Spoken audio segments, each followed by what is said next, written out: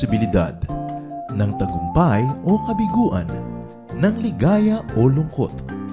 Kaya marapat lamang na tanggapin si Jesus bilang tagapagligtas at Panginoon. At matapos yun ay panariwain ang katapatan at paglapit sa Kanya bawat araw o day by day. Ang day by day ay naglalayong umalalay sa pang-araw-araw na pamumuhay. Narito po si Kuya Ed Lapis sa mensaheng pinamagatang The Love of Jesus Could Be Touched.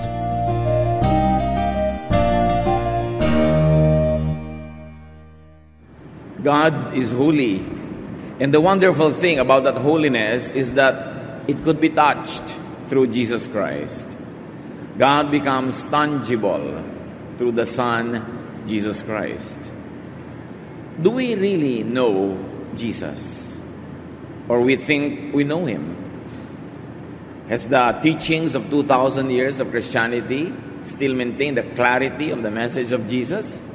Or has it been dimmed, not only by the teachings after Him, but also the teachings that went before Him? Yan po ang sisikapin nating madagdagan ng ating pagkaunawa. The love of Jesus could be touched.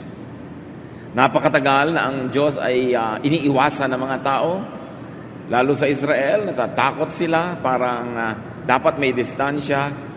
But this God could be touched through Jesus the Son. Salamat, Ama, dahil kayo ay Diyos na malapit at hindi malayo.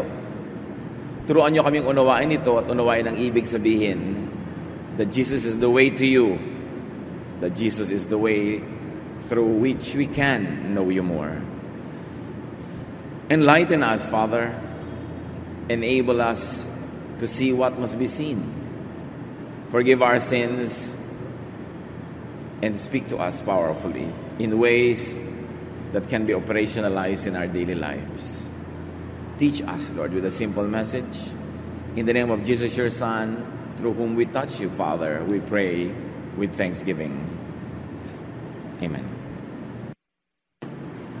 The life of the Jewish people were governed, first and foremost, by the 10 Commandments for a long time. And then by 613 mitzvot, or lesser laws, that nevertheless were obeyed diligently by the people. These laws governed their daily living. Nearly every detail of their life was governed by these laws.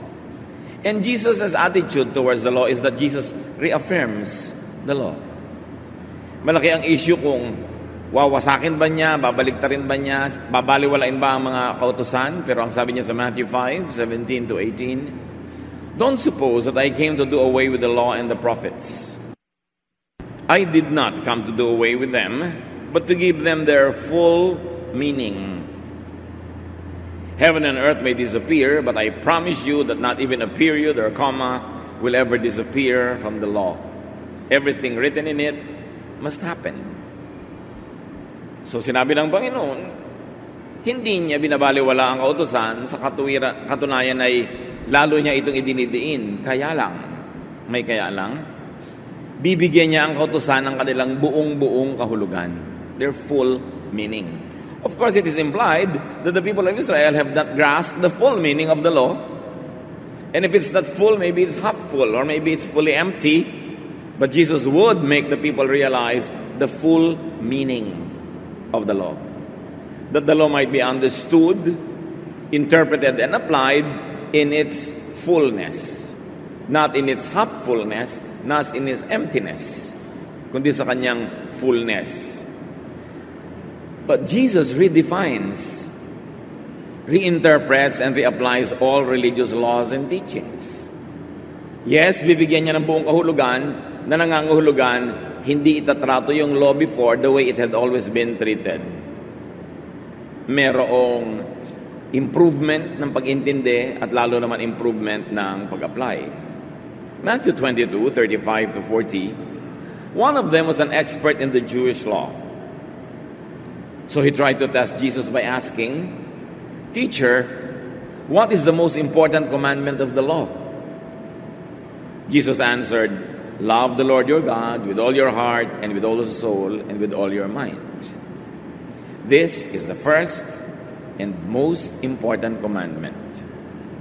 The second most important commandment is like this one, and it is love others as much as you love yourself. All the law of Moses and the books of the prophets are based on these two commandments. So huwag na daw magpakalito sa 10 commandments at 613 other commandments. Kuhanin na lamang yung essence, yung espiritu, yung kaluluwa ng mga ito, at dalawa lang pala. Love God and love others as you love yourself.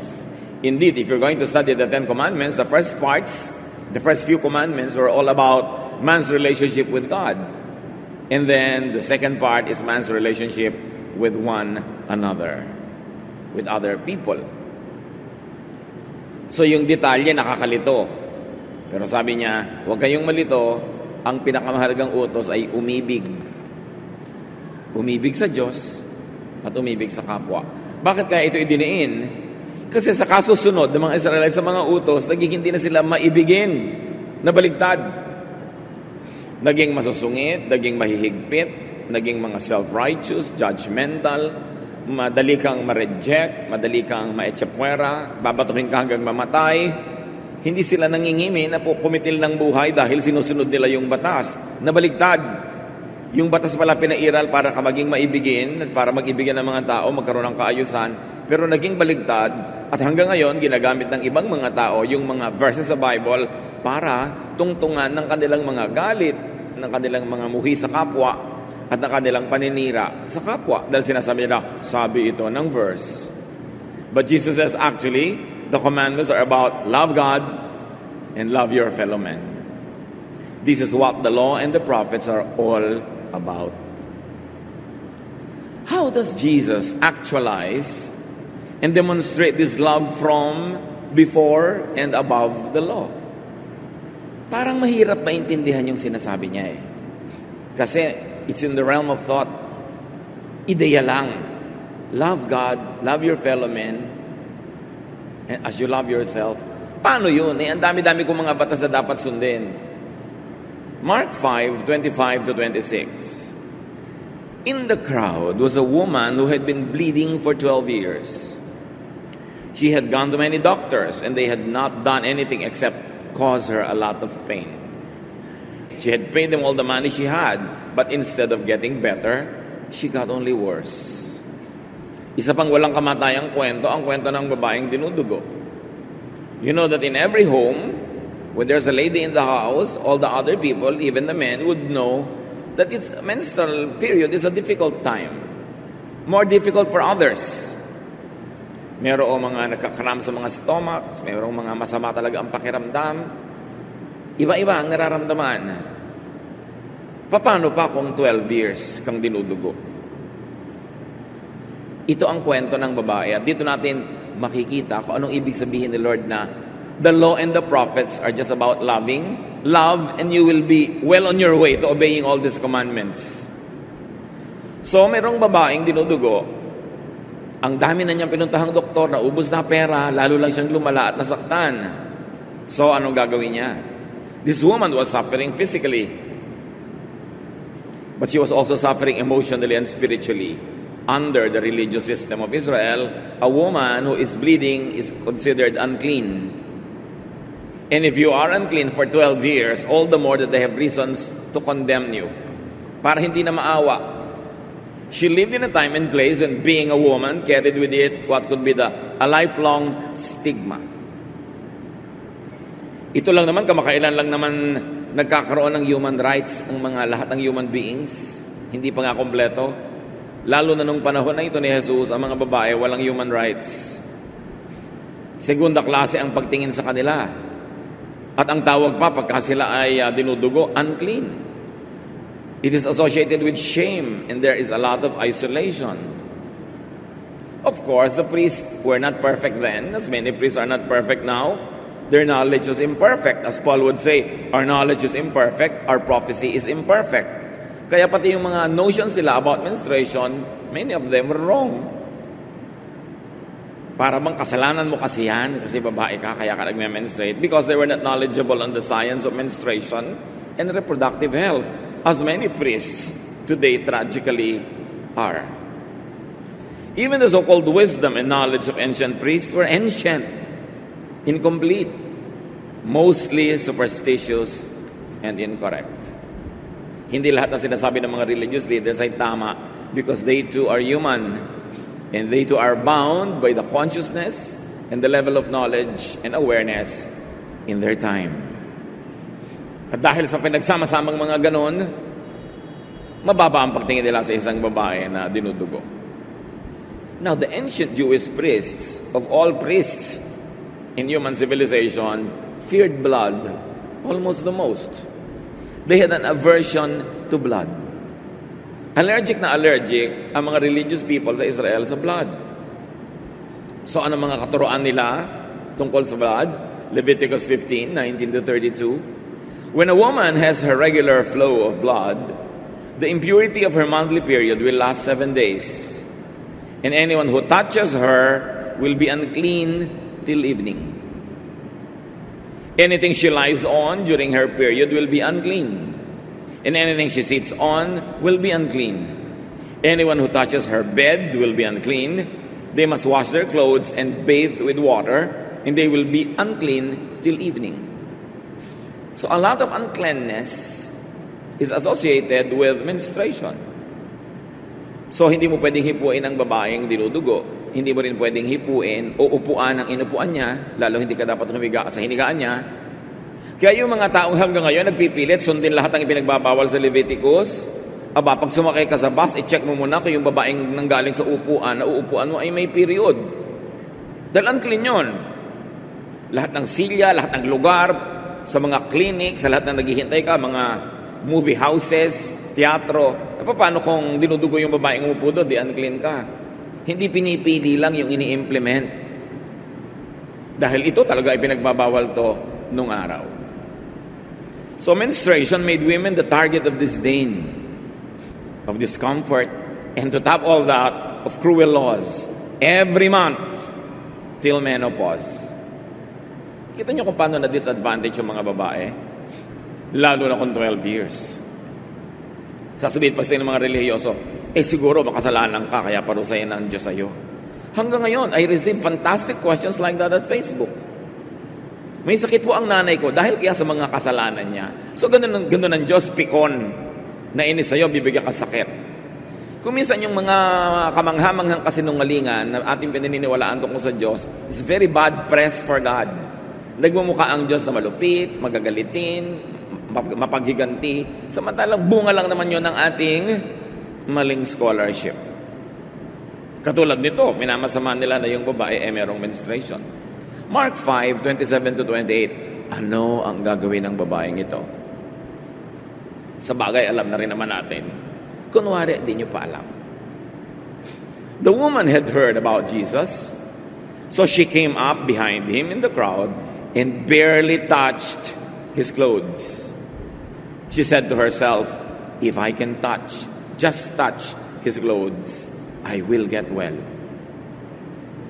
Ang paniniwala niya, pag nahipo niya, damit man lang ni Jesus, siya ay gagaling.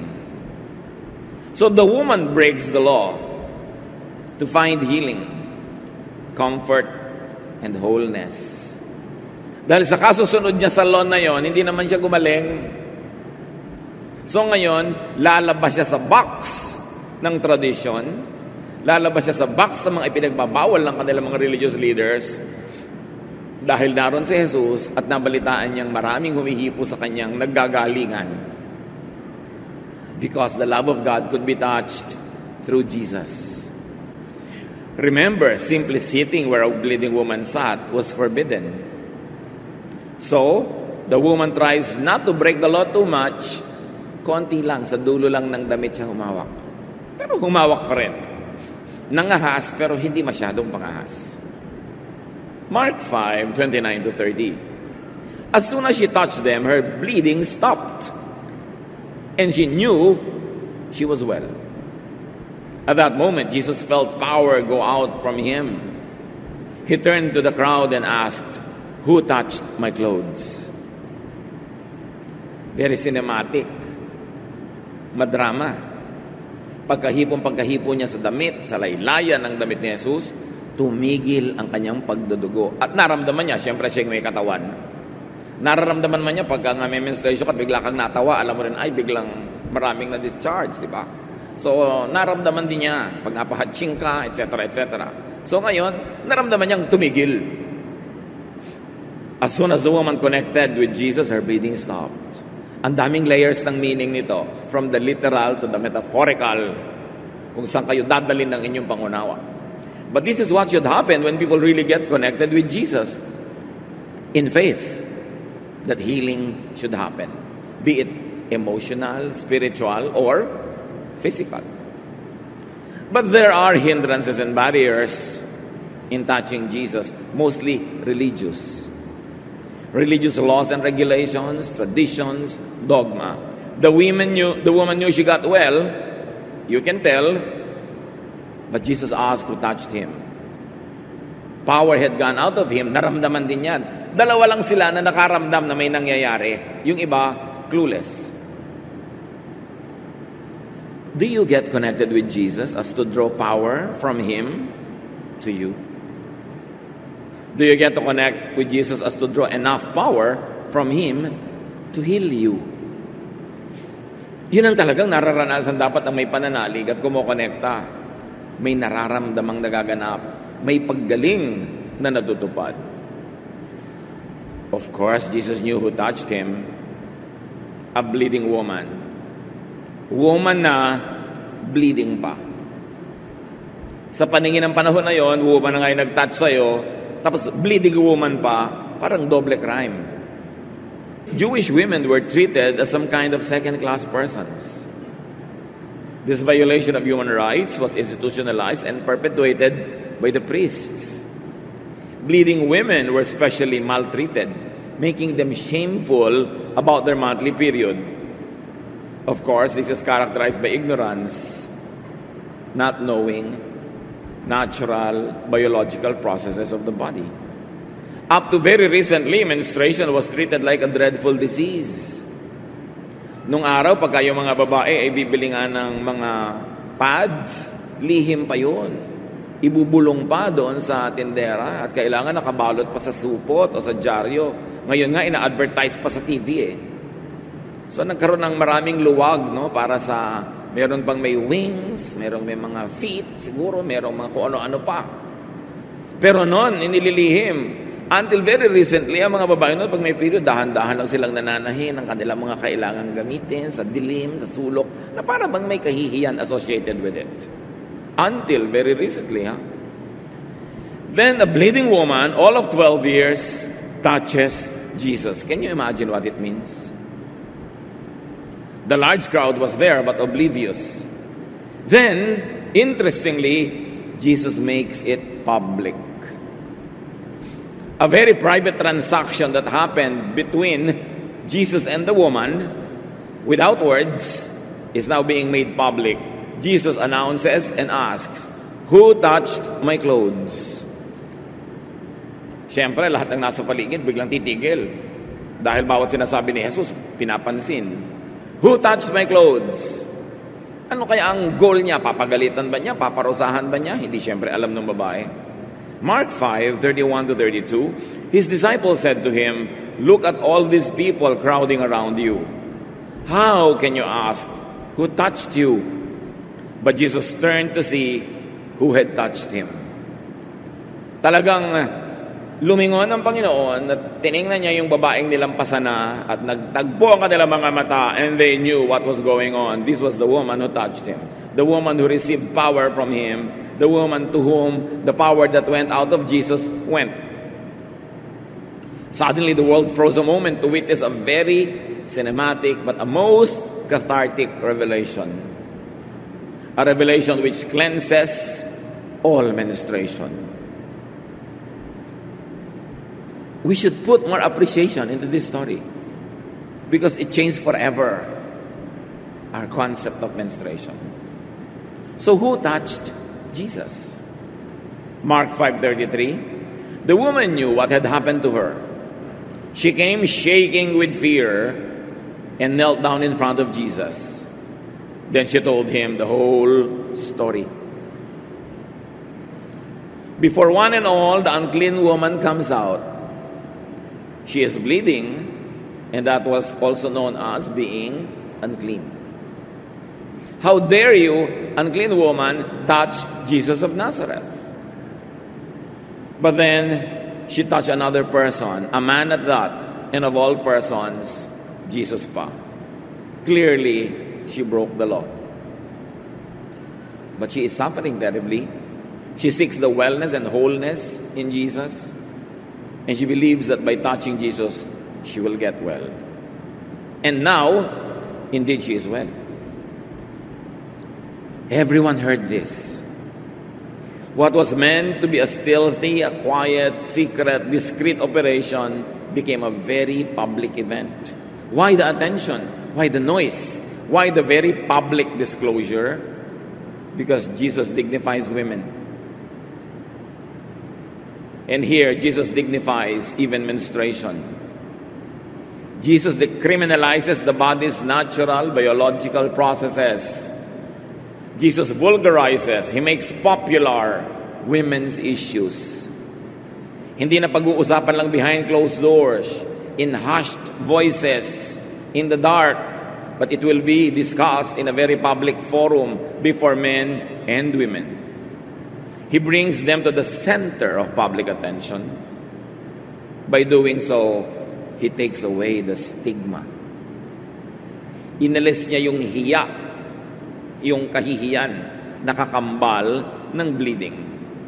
By giving the issue time and space, a face and a name, in a very objective and kind attention to the issues and causes of women, which is what also Jesus has done to the issues and causes of other weak people, those who fall in the cracks, those who had been weakened and exploited by society. Yun ang pag-ibig ni Jesus. Madali naman sanang kampihan na lang ni Jesus yung mga priests. Baka siya mismo, bigyan nila ng ranggo. Madali naman sanang iparot mo na lang yung mga official lines ng temple para yung makapangyarihang mga tao ay hindi mo makabangga. Madali naman sana na doon ka na lang kumampi sa mga makapangyarihan at nang-aapi kaysa sa mga naaapi. Pero yun nga ang dahilan kaya si Jesus pumunta sa lupa, to love,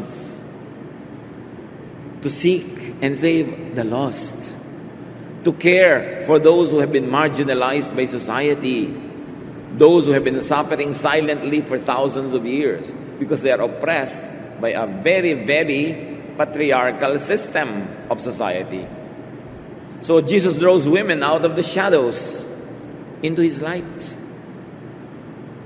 out of silent suffering into energetic healing, out of marginalization into the center of community life. And if you're going to read the rest of the Gospels, Jesus was always surrounded by female leaders and followers who were going with Him all the way from Galilee even to Jerusalem. In fact, the women were the ones who never deserted Jesus up to His dying moment. Nandun sila lagi. Mark 5:34, Jesus said to the woman, "You are now well because of your faith. May God give you peace. You are healed and you will no longer be in pain." So the Lord honored and dignified the healing. It wasn't just going to be a secret healing, and this woman might forever have some guilt about it, but the Lord brought the issue out in the open and declared blessing to this woman. Isang kompletong act of love. Which brings us to another point. Technically, Jesus breaks the law also. Kasi may law na hindi niya dapat hipuin o hindi niya dapat payagan siyang hipuin. Pero, in-affirm pa niya. In-approve niya, binigyan niya ng blessing. Kaya laging nalilig-galig ang religious institution kay Jesus. What to do with this Jesus who is forever setting aside the laws and the traditions to love His followers, making the priests look bad because they don't love that much. In fact, for them, what is important is to implement the laws and the rules. Kahit patayin ka pa, basta ma-implement. Now they are suffering by comparison. That's why they were listless. They were so bothered about the ministry of Jesus. And you see at Jesus, he did not shame nor seek punishment for the law-breaking woman, but he let her get healed. So let's get to know Jesus more. To love, Jesus steps out and steps beyond the limits of religious law. What does that mean? It means a lot. Naiisang tabi niya ang mga kabusisian at mga detalye ng mga kaugalian at kautusan para ang mangibabaw ay pag-ibig, pagmamahal, pagpapagaling, pagbibigay ginhawa. Jesus does not use or obey religious law to reject, to diminish, to hurt people because of their gender or because of their health or illness. Hindi sinabi ni Lord na sabi ng Leviticus, hindi mo ako dapat hinipo. Sabi ng Leviticus, dapat kang parusahan. Sabi niya, sige, magaling ka na. Nawa magkaroon ka ng kapayapaan. Hindi siya nagko-quote ng kung ano-ano mga verses para lalong pahirapan ang mahirap ng ang buhay ng babaeng ito. Hinayaan niya na ang kapangyarihan ay lumabas sa kanyang katawan, lumipat sa babae at siya ay gumaling. Followers of Jesus are not to reject, diminish, or hurt people because of their gender.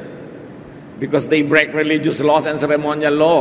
Hindi tayo mga policemen ng langit. Hindi tayo mga paid armies. Tayo ay mga kapatiran na nagtutulungan, nagmamahalan, nag-aalalayan sa isa't isa. Hindi nagko-condemn to each other. Hindi naghahanap ng mali at hindi tatantarin ka ng mga verses pag may nakita na para mga balang ibinabaril sa iyo. Hindi yun ang example ni Jesus. Kaya siya very controversial. At kaya siya very effective and powerful.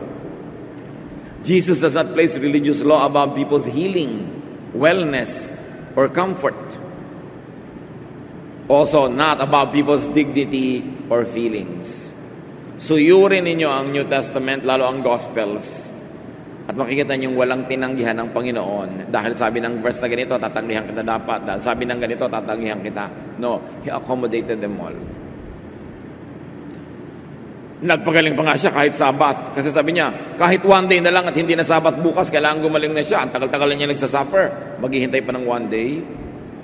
Kahit namitas ng mga makakain yung mga alagad niya ng Sabbath, sabi niya, nagugutom eh.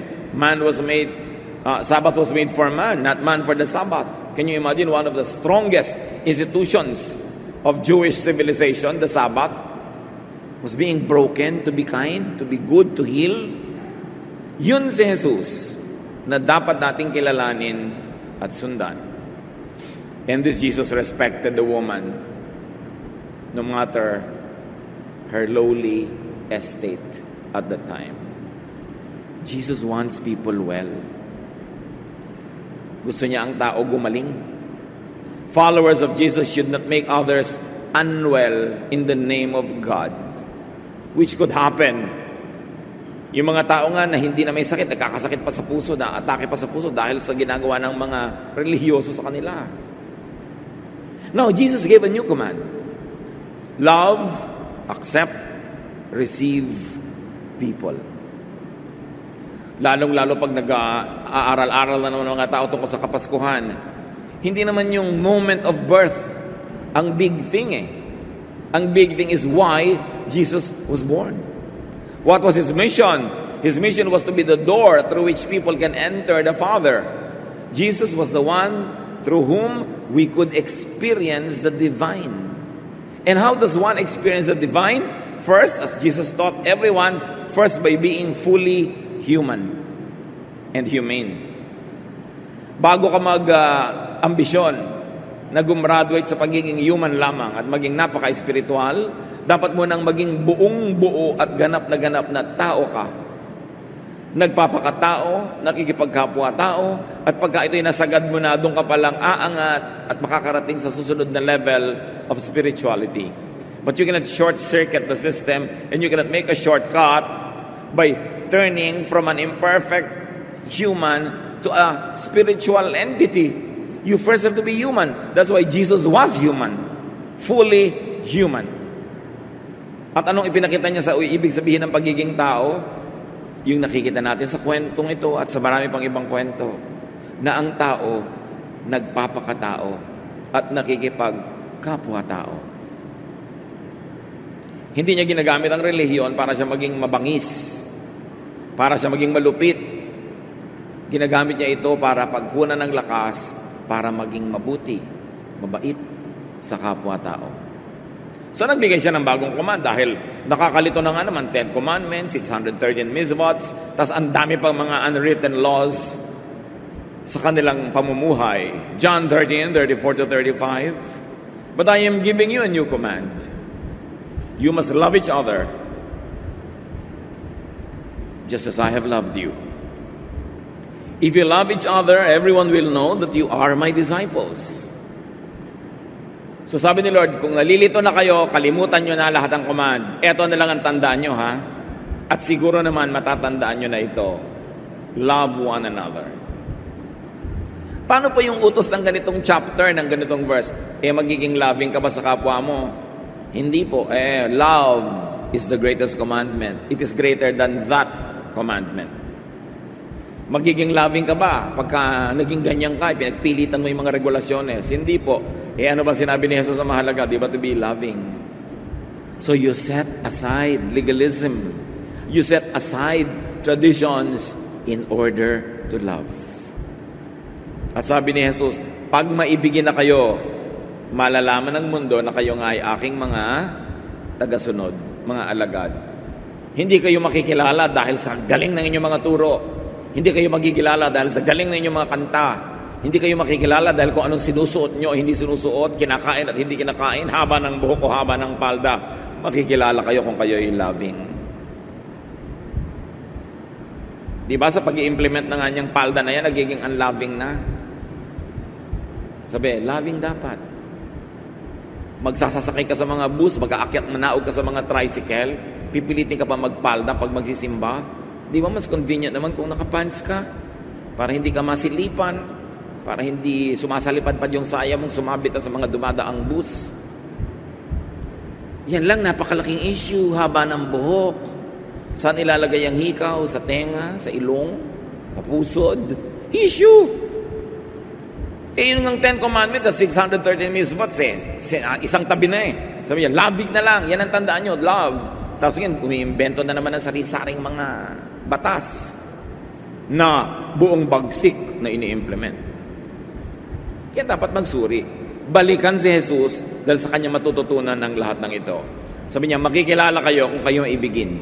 Yun ang gusto kong pagkakilanlan ng mga tao na kayo'y aking mga alagad. And Paul, in his great wisdom, echoes this. Sabi niya sa 1 Corinthians 13:1-13, the greatest is love. Yun ang greatest. More than sign gifts, like speaking in tongues, which was highly valued at Corinth. More than prophecy, or the gift of teaching, highly valued in other churches. More than knowledge or sacrifice. More than understanding of God, which is that was dim. Sabi niya, our knowledge is imperfect, our prophecy is imperfect. We cannot pretend to know God. God knows us, but we don't know Him. It's just like looking at a dim mirror. We cannot really know. Greater than faith, greater than hope. Sabi niya, the greatest is love.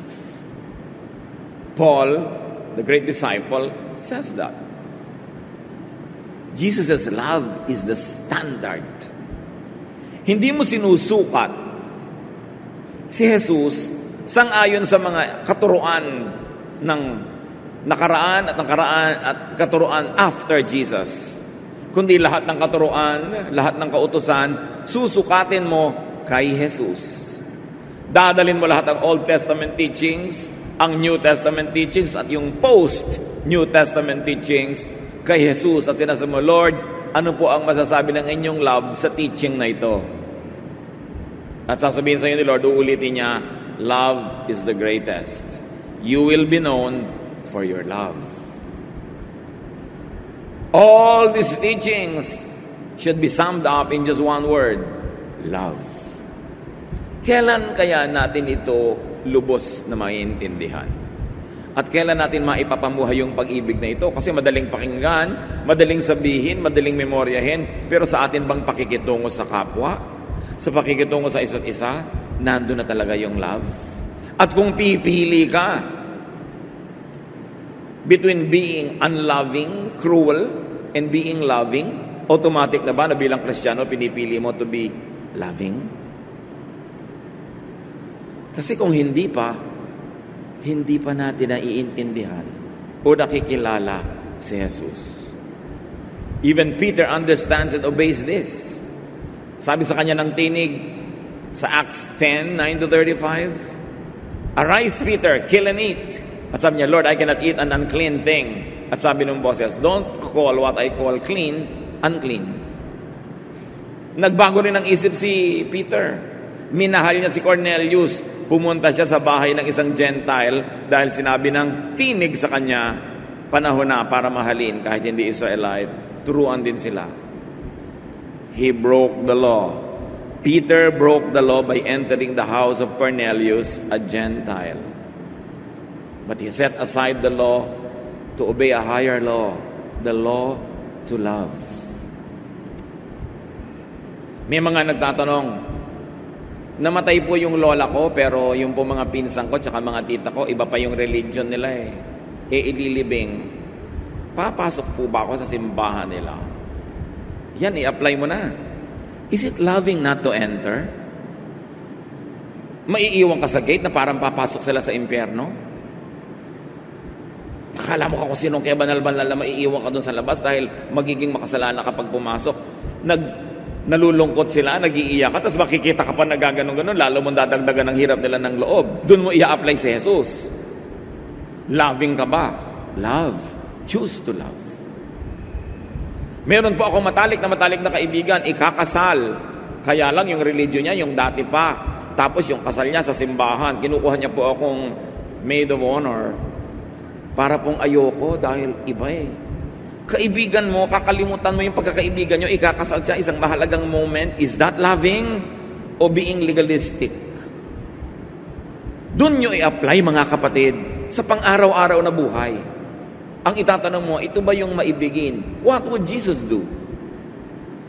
Kung siya ang nasa sitwasyon, hindi ba he ate with sinners? He ate with tax collectors? He was called a glutton and a drunkard by the priests? He did that to love.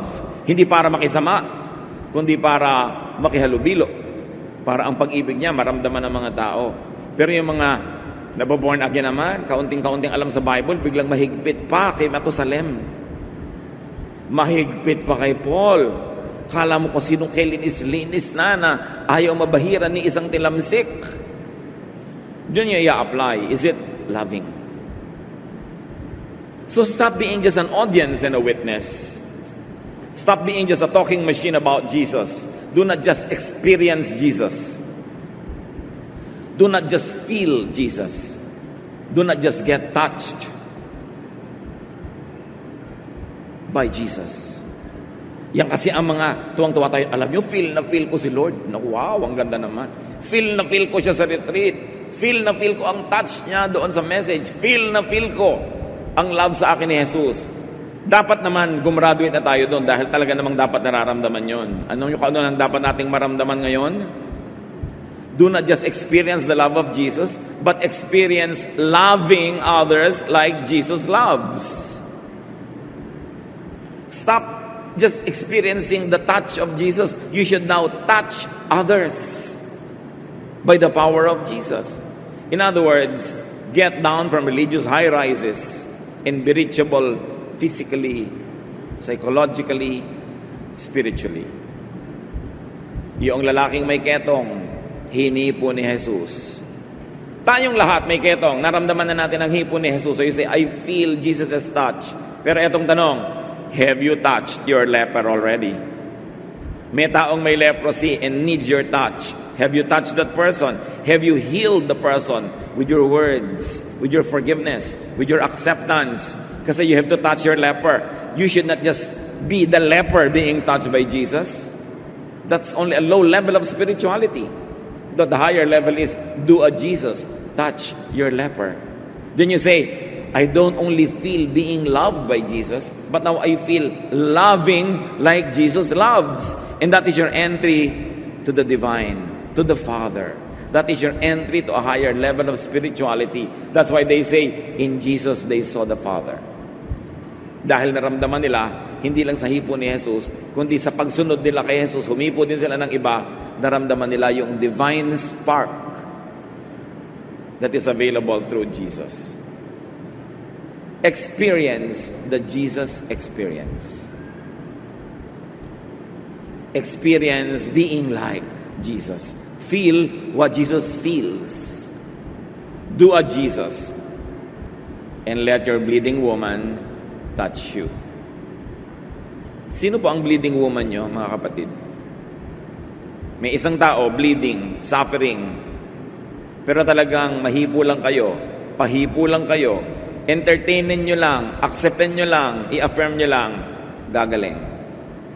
Tinitikis nyo ba? Kasi habang tinitikis nyo yan, you are not yet doing a Jesus. You must have received the love and forgiveness of Jesus, but have you already given this forgiveness to others? Kailangan kumpleto yung cycle. Hindi ka lang recipient, giver ka na rin. Hindi ka lang nag-i-inhale, nag-i-exhale ka na rin. Let the weak draw power from you. Yun ang do a Jesus. Lahat naman tayo may strength. Yung strength nyo ba, ginagawa nyo available for the weak ones to benefit from you?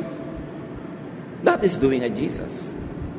Hindi lang hingi ng hingi, nagbibigay. Hindi lang humihingi ng tawad, nagpapatawad. Hindi lang nire-restore ang relasyon mo sa Diyos, hinahayaan mo rin yung mga ibang makipag-restore ng relasyon sa iyo, lalo't nasira na ang relasyon nyo. Ang daming tao nanonood lang kay Jesus, pero hindi ginagawa ang example na ginagawa ni Jesus, kaya hindi talaga nararamdaman how it is to be a Christian. Nanonood lang. So minister up close and personal. Get out of and beyond your comfort zone to love and to heal. Be tangible. Bend and reached out to be touched by others. And let your unclean woman touch you if that would give her healing. Whatever it means. Let your suffering, bleeding woman that some religious law forbids you to touch you. Like Jesus, allow others to set some religious laws aside to find comfort and rest. Huwag pag nandun kayo, pinapahirapan nyo ang loob ng kapwa. Binabaril nyo ng mga verses. Use the verses to love, to affirm, to accept. And if you have to set them aside for a while, controversial as it may sound, that is what Jesus did. So pipili ka lang talaga kung sinong model mo, sinong susundin mo. Set some religious laws aside, if you must, to give comfort and rest. Matthew 11:28-29. If you are tired from carrying heavy burdens, come to me and I'll give you rest. Jesus says, take the yoke I give you, put it on your shoulders and learn from me. I am gentle and humble, and you will find rest. Pahinga. Kung kayo nalulunod, nasa ilalim kayo ng tubig, nasasakal, hindi ba't ang pinakamahalaga yung makalutang kayo at makahinga? At yun ang binibigay ni Lord, makahinga. Makapagpahinga. Sa pagod na pagod, gipit na gipit, sukol na sukol, di ba kailangan natin ng way out? Yun ang ibinibigay ni Jesus at yun ang dapat ibigay natin sa ating kapwa. Hindi yung sukol na sukol, gipit na ginigipit pa natin. Pinapahirapan pa natin lalo. We must give rest. The ministry of Jesus is to find rest. You cannot experience the Jesus experience if you remain selfishly and safely well within the religious boxes of the Pharisees. You've got to get out of those religious boxes. A believer of Jesus is a follower of Jesus. Those who believe in Jesus will do what Jesus does, go where Jesus goes, and touch whoever and whatever Jesus touches. John 13:35, If you love each other, everyone will know that you are my disciples. Galatians 2:20, Christ lives in me. And now I live by faith in the Son of God, who loved me and gave His life for me. So we must allow Christ to live in us. And we live by faith. Hindi naman ibig sabihin ng live by faith, walang plano. Live by faith, ibig sabihin, I believe in what Jesus says, what He does, and I will obey it. Even sometimes my faculties say otherwise. I will live by faith. Do not just experience the love of Jesus. Experience loving like Jesus does. Doon mo mararamdaman ang Diyos. Doon mo mararamdaman yung kabanalan. Doon mo mararamdaman yung Espiritu.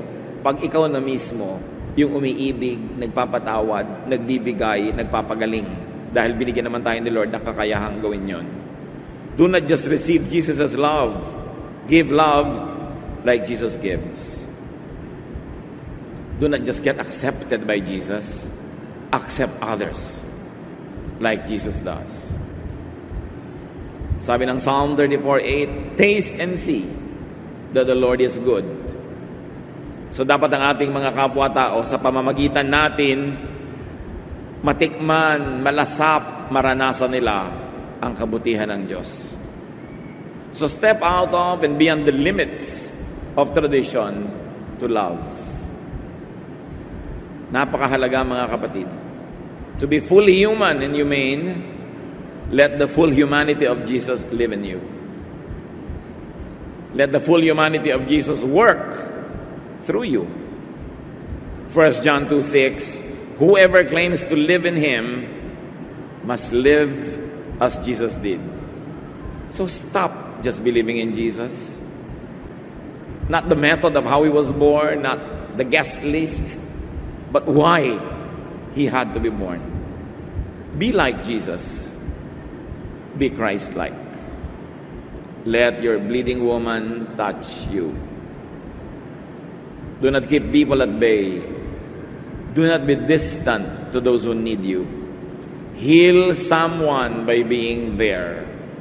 That is Jesus-ness. And finally, experience what being a follower of Jesus is all about.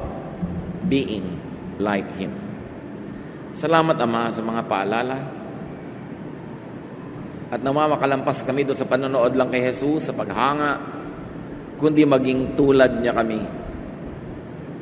Let Christ live in us so we can do His work. Feel what He felt. Walk where He walked. So we can fully appreciate and behold You, O God, in heaven. Pagbulay-bulayan natin mga kapatid kung anong practical na kahulugan nito sa ating buhay. So that the love of Jesus could be touched through you, through your life, through your ministry. Let's bow before the Lord and ponder these things a moment.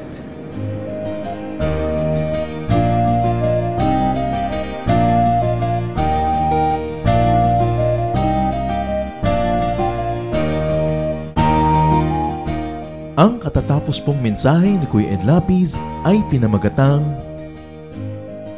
The love of Jesus could be touched.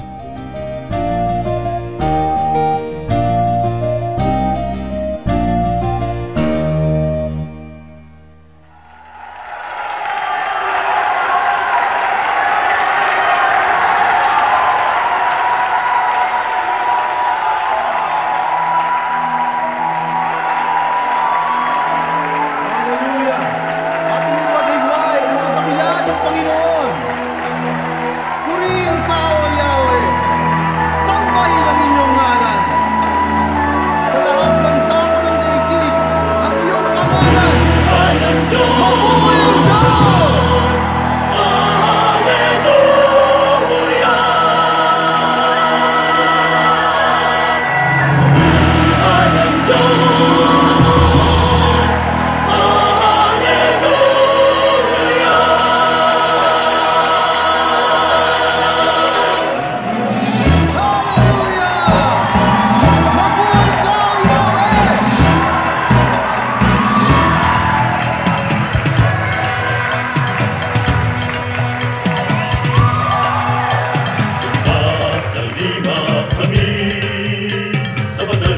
diwa.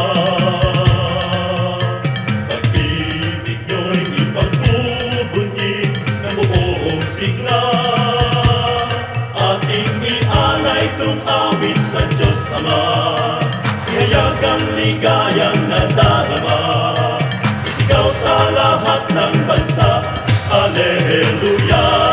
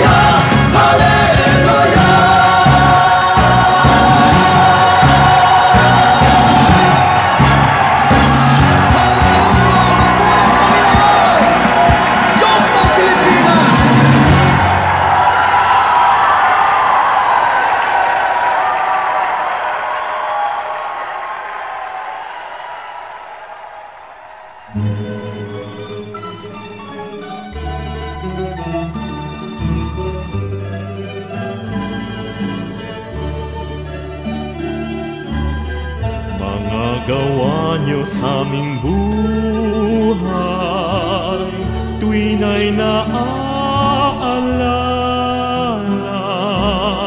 Kayo'y laging tapat na tunay, puno ng pagpapala.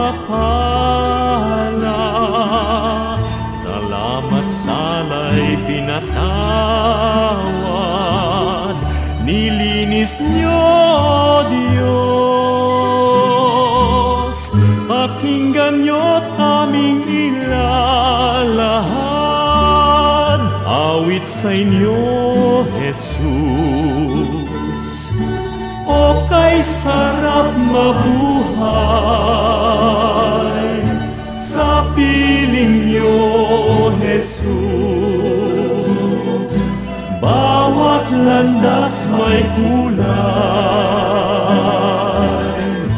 kasiyahay lubos, ang tanging ninanais ay magpuri sa inyo, lalo lang tumatamis sa piling niyo, Jesus.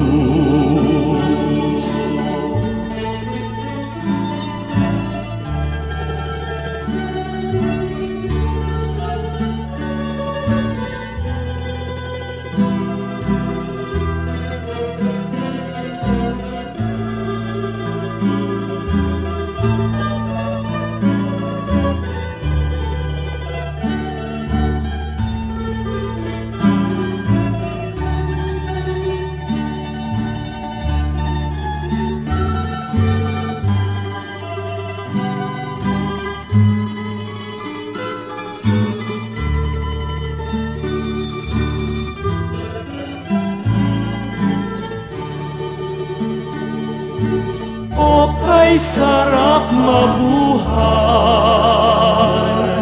sa piling niyo, Jesus. Bawat landas may kulay, kasiyahay lubos, ang tanging ninanais ay magpuri sa inyo, lalo lang tumatamis sa piling niyo, Jesus. Bawat hakbang ay mayroong awit, bawat pintig ng puso, mga himig na makalangit sa damdami bugso. Lumipas man ang aking buhay, awit di matapos, sa langit man ay iaalay, pakinggan niyo, Jesus. O kay sarap mabuhay sa piling niyo, Jesus. Bawat landas may kulay, kasiyahay lubos, ang tanging ninanais ay magpuri sa inyo, lalo lang tumatamis sa piling niyo, Jesus. Lalo lang tumatamis sa piling niyo,